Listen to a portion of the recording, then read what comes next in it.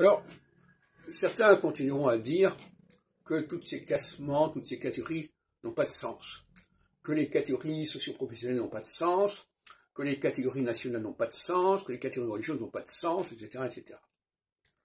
Or, du point de vue de la cyclicité et de la psychologie, on ne peut pas aller dans ce sens-là, c'est ce qu'à le dire. C'est un moteur fondamental de nos sociétés que cette division, que cette dialectique. Ce que d'ailleurs Karl Marx avait bien compris quand il parle de la lutte des classes, mais on peut aussi parler de la lutte entre les différentes entités nationales. Ce sont des phénomènes majeurs de notre histoire, toute période confondue. Donc,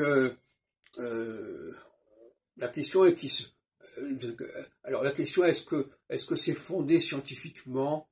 Est-ce que ces catégories socio-professionnelles sont fondées scientifiquement? Est-ce que ces catégories religieuses nationales sont fondées scientifiquement? La science est souvent instrumentalisée pour nier un certain nombre de faits gênants. Il faut faire très attention à ça.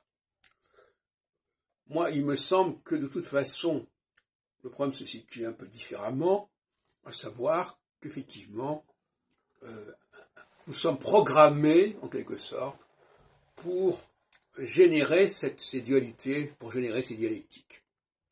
Alors, nous sommes programmés, je dirais presque que nous sommes hypnotisés, quelque part, pour rechercher des critères permettant des classements, des classifications, des regroupements.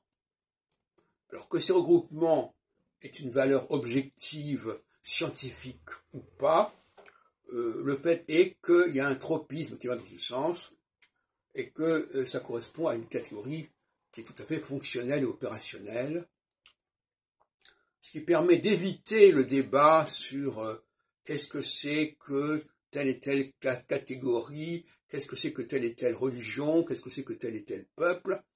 Le fait est que, en pratique, ça marche, ça fonctionne. Voilà.